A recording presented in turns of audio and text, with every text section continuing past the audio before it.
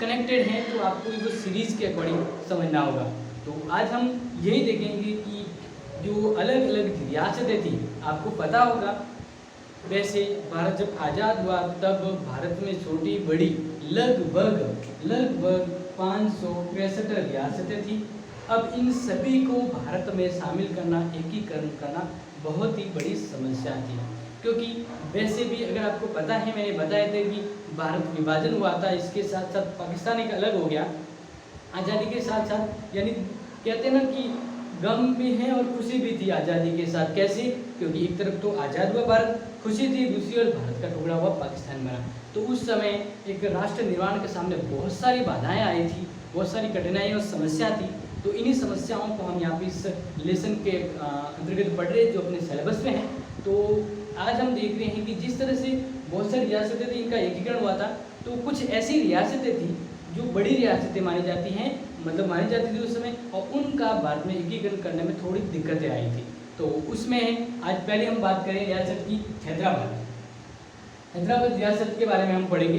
तो आपको ये ध्यान रखना है, हैदराबाद रियासत है उस समय की सबसे बड़ी रियासत थी। और हैदराबाद में यहाँ का जो प्रमुख था आपको ध्यान रखना है, उसका नाम था निज़ाम। क्या नाम था? निज़ाम। ठीक है। तो स्टार्टिंग में फर्स्ट ऑफ ऑल क्या हुआ कि जैसे आज़ाद हुआ भारत, तो इसने भारत के साथ एक सहमति कर ली कि हम अपना एक अलग अस्तित्व बनाना चाहते हैं, अलग अस्तित्व में हम अलग अपना रहना चाहते हैं, भारत में नहीं मिलेंगे। और इस तरह से ये भारत में सहमति होगी। लेकिन अब ये क्या है कि ये निज़ाम तो मुस्लिम था, बाकी जो लगभग जो जनता थी वो हिंदू थी। तो अब ये हुआ क्या कि इसकी करतूतों की वजह से, इनके वजह से हैदराबाद में उपद्रव, दंगे होने लगे। तो इसके बारे में थोड़ा हम डिटेल से यहाँ पे समझते हैं।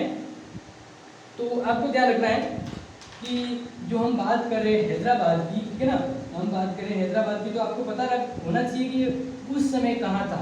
यानी हैदराबाद जो अभी बना है तो उस समय किसका इच्छा था। तो आपको ध्यान रखना है जो हैदराबाद है उस समय इसमें आधा, तो यहाँ पे आपको ध्यान रखना है आंध्र प्रदेश शामिल था, ठीक है, आधा महाराष्ट्र शामिल था, क्योंकि हैदराबाद पूरा अलग सीट भी था, इसमें अलग अलग थे जो क्षेत्र मिले हुए थे। और एक क्षेत्र यहाँ पे मिला हुआ था कर्नाटक। कौन सा था? कर्नाटक। तो इस तरह से ये 3 राज्यों से मिलकर हैदराबाद था। अब ये एक अपना अलग अस्तित्व बनाना चाहता था, सहमति भी हो गई थी, वहाँ का निज़ाम प्रमुख था। लेकिन हुआ क्या कि एक चीज़ आपको ये ध्यान रखने की, हैदराबाद उस समय की सबसे अमीर रियासत हुआ करती थी, ठीक है ना, अमीर रियासत थी। अब अमीर रियासत और निज़ाम है वो पैसों वालों में गिना जाता था। तो निज़ाम ने सन 1947 के नवंबर में भारत के साथ यथास्थिति बहाल रखने का समझौता किया था। ये ध्यान रखेंगे आप, नवंबर 1947 में एक समझौता किया भारत सरकार से कि भाई हमारा जो ये जो लेवल है, यानी कह सकते हैं हैदराबाद जो है वो हम ऐसे ही रखना चाहते हैं, हम किसी में भी विलय नहीं चाहते, हम स्वतंत्र रहना चाहते हैं। अभी बताया था ये समझौता 1 साल के लिए था। इस बीच भारत सरकार ने हैदराबाद के निज़ाम से बातचीत जारी रखी थी। इसी दौरान हैदराबाद की रियासतों के लोगों के बीच निज़ाम के शासन के खिलाफ एक आंदोलन पकड़ गया। यानी जो जनता है वो निज़ाम से खुश नहीं थी। तेलंगाना इलाके के किसान निज़ाम के दमनकारी शासन से खास तौर पर दुखी थे, क्योंकि जो आसपास का जो क्षेत्र था, ठीक है ना, तो इनके जो आम जनता जो लोग थे वो काफ़ी प्रभावित, काफ़ी दुखी थे। अब रीज़न ये था कि क्योंकि ये जो निज़ाम है वो अपनी मनमर्जी शासन चला रहा था, वे निज़ाम के खिलाफ टूट खड़े हुए। तो अब जो निज़ाम था इनके खिलाफ कौन हो गए? वहाँ की आम जनता और किसान हैं वो इसके खिलाफ हो गए। अब जब इसके खिलाफ हो गए तो निज़ाम ने क्या किया, आप ध्यान रखना इसे, और निज़ाम ने ये किया कि इसने किसी बाहर वाले को यहाँ पर ये विद्रोह दबाने के लिए, यहाँ पे इसको शांत करने के लिए बुला दिया। तो इस विद्रोह में, यानी जो हैदराबाद में जो निज़ाम था, इसने खास तौर पर महिलाओं के साथ दुर्व्यवहार किया, महिलाओं को प्रताड़ित किया।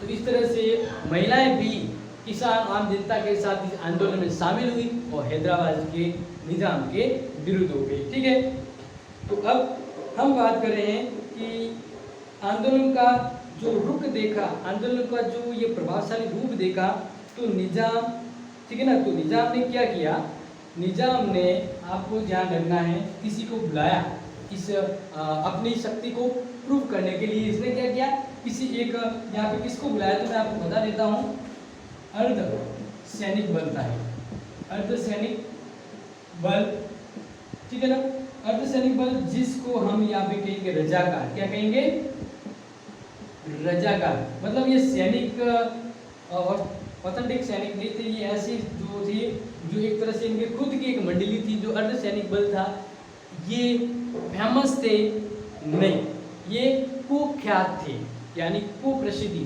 ये लूट मार, कह सकते जितने गलत काम हो सकते थे वो रजाकारों के द्वारा, यानी ये उपद्रव वगैरह, हिंसा वगैरह, तनाव और ये दुष्कर्म वगैरह, ये ऐसा माहौल, यानी किसी भी राज्य को खराब करना हो, उसका कह सकते हैं हिला देना उस राज्य को, तो रजाकार का ये काम था।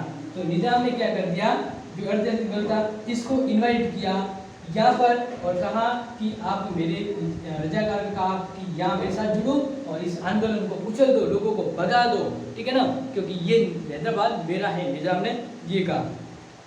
और विशेषकर रजाकार ने उनसे ज़्यादा बदला लिया जो गैर मुसलमान ताल्लुक रखते थे लोग, उनसे बदला लिया। अब इसमें ध्यान रखना है कि इस तरह से यह भारत में ही, हैदराबाद में, ये बड़े स्तर पर एक खतरनाक क्रांतिकारी आंदोलन शुरू हो गया। अस्त व्यस्त आंदोलन, यानी लोग मारे गए, बहुत से जुल्म होने लगे, ये हिंसा होने लगी। तो भारत सरकार को लगा कि इस तरह से हमारा ही अंग है ये खराब हो जाएगा। तो भारत सरकार ने फिर रजाकारों को और इस आंदोलन को समाप्त करने के लिए क्या किया, एक आंदोलन चलाया।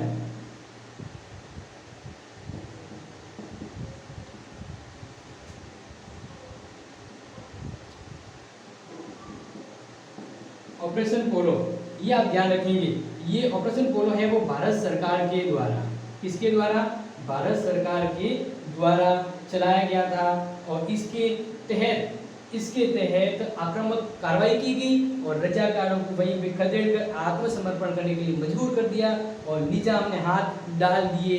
इसी तरह से हैदराबाद का भारत में एकीकरण यानी विलय हुआ और निजाम का शासन वहाँ पे समाप्त हुआ। ये आपको प्रश्न पूछा जाएगा कि हैदराबाद के विलय में भारत सरकार के द्वारा कौन सा ऑपरेशन, कौन सा एक एक्शन किया गया था, तो ध्यान रखना ऑपरेशन पोलो, इसके द्वारा रजाकार को समाप्त कर भारत में हैदराबाद का विलय कर दिया गया। तो इस तरह से आपको ध्यान रखना है, ये नवंबर के आसपास गतिविधि ये समाप्त हुआ 1948 के आसपास। तो आई थिंक आपको ये समझ में आ गया होगा, ठीक है ना। तो इसके बारे में और भी डिटेल से है, क्योंकि जो हैदराबाद का निजाम था वह धीरे धीरे सेक्युलर से विदेशी हथियार मंगवा रहा था। इस तरह से वो इस गढ़ को एक आतंकवादी गढ़ बना रहा था। इस वजह से, और आम जनता भी परेशान थी, तो इस सब कारणों से भारत ने जिसको अपने हाथ में लिया इस मसले को और सॉल्व आउट किया जो ऑपरेशन पोलो के साथ। तो ये समझ में आ गया। तो अब हम बढ़ते हैं इसका एकीकरण हो जाने के बाद मणिपुर में क्या गतिविधि रही थी, ठीक है ना। तो नेक्स्ट हम देखते हैं मणिपुर के ऊपर, क्योंकि आपको ध्यान रखना है इनके एकीकरण के बारे में आपके एग्जाम में प्रश्न आ सकते हैं, पूछे जाएंगे।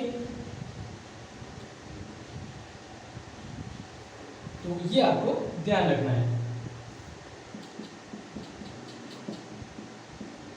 क्योंकि लगभग जो रियासतें शामिल हो गई थी, लेकिन मणिपुर रियासत अभी भी है, उनको भारत में पूरी तरह से शामिल नहीं किया गया। क्यों नहीं किया गया था, तो इसका रीजन आप देखिए।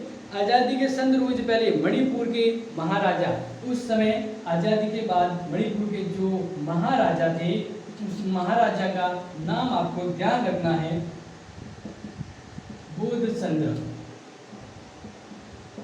बोधचंद्र सिंह, ठीक है ना। यानी उस समय मणिपुर के महाराजा थे बोधचंद्र।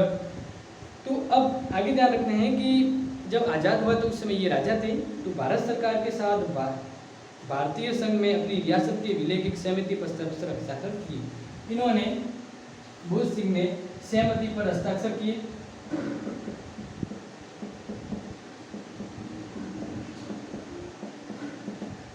सहमति पत्र पर हस्ताक्षर कर भी दिए थे। अब हुआ क्या, इसकी एवज में यह आश्वासन दिया गया कि मणिपुर की आंतरिक स्वायत्तता बरकरार रहेगी।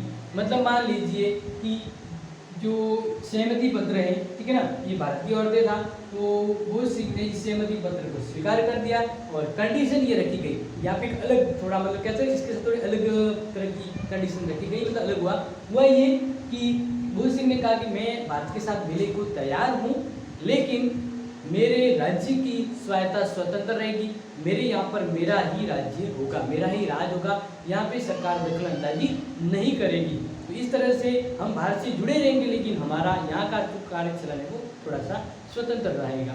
तो इस तरह की ये गतिविधि यानी ये सम्मेलन सहमति स्वीकार की गई। तो अभी गड़बड़ तो होने वाली है, क्योंकि वैसे गुलाम तो मान लिया, लेकिन अंदर से राज्य स्वतंत्र है, तो वो इस तरह से सहमति सक्सेसफुल नहीं होती है। तो आगे देखते हैं, जनमत के दबाव में फिर वहाँ पे क्या हुआ कि लोगों ने इसको स्वीकार नहीं किया, गाँव की आम जनता, तो एक जनमत संग्रह हुआ। जनमत के दबाव में महाराजा ने 1948 में जून में वहाँ पे चुनाव करवाए। तो महाराजा ने वहाँ पे चुनाव करवाए। कब चुनाव करवाए, तो वो ध्यान रखना है आपको, जून 1948 में वहाँ पे चुनाव करवाए गए। अब चुनाव करवाने के बाद क्या हुआ कि चुनाव उपरांत इस चुनाव के फलस्वरूप मणिपुर की इस रियासत में संवैधानिक राजतंत्र कायम हुआ। तो वहाँ पे संविधान के अकॉर्डिंग मतलब कह सकते हैं ऑफिशियली डॉक्यूमेंट यानी संवैधानिक राज सरकार के तौर पे, तो वहाँ पे राजतंत्र अभी भी कायम था, राजतंत्र कायम था। अब आगे देखते हैं, मणिपुर भारत का पहला राज्य है या पहला भाग है जहाँ सार्वभौमिक मताधिकार के सिद्धांत को अपनाकर चुनाव है। वेरी इंपॉर्टेंट, आप इसको ध्यान रखेंगे। बेस्ट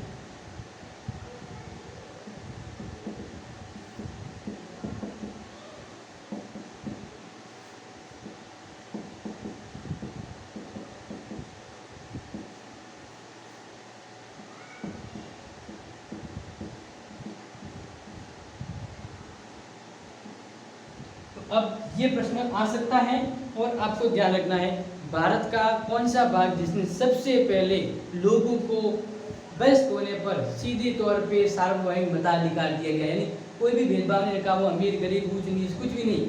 क्या सिद्धांत रखा वहाँ पे कि लोग चुनाव में वोट देंगे किस आधार पे, अगर वे वयस्क हैं तो वोट दे सकते हैं। तो इस तरह से मणिपुर पहला भाग, भारत का पहला राज्य पहला भाग था जहाँ पे वयस्क मताधिकार के आधार पर चुनाव हुए। तो ये बहुत ही इंपॉर्टेंट यहाँ से क्वेश्चन बनता है और आपके लिए ये नोट करना अति आवश्यक है, ठीक है ना।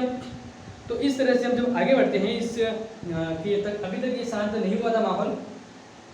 मणिपुर की विधानसभा में भारतीय विलय के सवाल पर मतभेद खड़ी हुई। अब जब मणिपुर की विधानसभा बनी तो उन्होंने फिर भारत के साथ जो समझौता जो हुआ, संघ के साथ मिले थे ये, तो इस तरह से विधानसभा में मतभेद हुआ। कुछ लोग तो ये चाहते थे विधानसभा के साथ कि वो मणिपुर भारत के साथ पूरी तरह से मिल जाए, कुछ है वो ये चाहते थे कि नहीं मणिपुर अलग रहे, यानी सरकार में ही दो गुट बन गए। तो इस तरह से मणिपुर की निर्वाचित विधानसभा से परामर्श किए बगैर भारत सरकार ने महाराजा पर दबाव डाला और दबाव डालकर वे भारतीय संघ में शामिल होने के समझौते पर हस्ताक्षर कर दे। यानी सरकार ने कहा कि इस तरह से आपकी व्यवस्था गड़बड़ा जाएगी, तो महाराज आप जल्दी से भारतीय संघ में शामिल हो जाइए। तो सरकार ने दबाव डाला और इन्होंने समझौते पर हस्ताक्षर कर दिए, ठीक है। अब यहाँ तक आपको समझना है, क्योंकि आगे एक दुविधा खड़ी हो जाती है। भारत सरकार को इसमें सफलता मिली, यानी मणिपुर के महाराजा ने इस पर हस्ताक्षर कर दिए पूरी तरह से संलग्न, मतलब भारतीय संघ में शामिल होने का। मणिपुर में इस कदम को लेकर लोगों में क्रोध और नाराजगी के भाव पैदा होंगे। यानी अब ये जो अभी भी मणिपुर में ये लोगों में ये भाव हैं, ये उस समय की क्या वजह रही कि वो अभी भी इस तरह से नाराज है, क्यों? क्योंकि मणिपुर की महाराजा ने दबाव में, लोग कह रहे हैं कि मणिपुर के राजा ने दबाव में भारतीय संघ के साथ शामिल हो गए, जबकि लोग नहीं चाहते थे कि भारत के साथ में जुड़ जाए। तो इस तरह से ये अनबन अभी भी आधे मणिपुर के लोग ये मानते हैं कि ये गलत हुआ है, जबकि ये ऑथेंटिक रूप में सही था, क्योंकि इस तरह से मणिपुर की साख और सुरक्षा बनी रही। लेकिन ये आज भी ये समस्याएं देखी जाती है। तो आई थिंक आपको ये समझ में आ गया होगा। अब मैं आपको एक कार्टून बता रहा हूँ, वो आप यहाँ पे देखिए।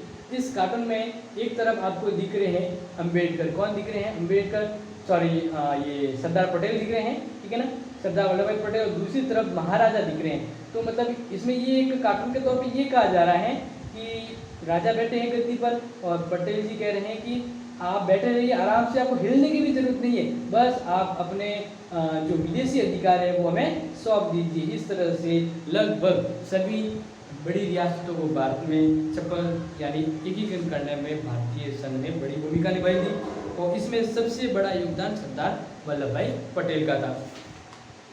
तो अब रह गया है अपना थोड़ा सा पार्ट, और इसको हम करेंगे अगले लेसन में फिनिश, ठीक है ना। यानी पहला लेसन है वो कल पूरा हो जाएगा। तब तक के लिए अगर अब तक आपको इस लेसन में कुछ भी कंफ्यूजन रहा हो तो आप जल्दी से कमेंट बॉक्स में कमेंट कर दीजिए कि सर ये वाला कंफ्यूजन रह गया है, तो मैं इस बारे में आपको तुरंत रिप्लाई या जो भी होगा यथासंभव आपको संतुष्टि का रिप्लाई मिल जाएगा। और आपको ध्यान रखना है ये एनसीईआरटी के अकॉर्डिंग क्लास है 12th पॉलिटिकल की, तो जो भी आपके जितने भी फ्रेंड्स हैं उनको ये ज़रूर शेयर करें ताकि वो भी पढ़ाई से जुड़े रहें। 12th बोर्ड हैं और हर बार ये नहीं होगा कि प्रमोट हो जाओ, अब की बार तो बंदो पढ़ना ही पड़ेगा। तो मिलेंगे नेक्स्ट वीडियो में, तब तक के लिए टेक केयर।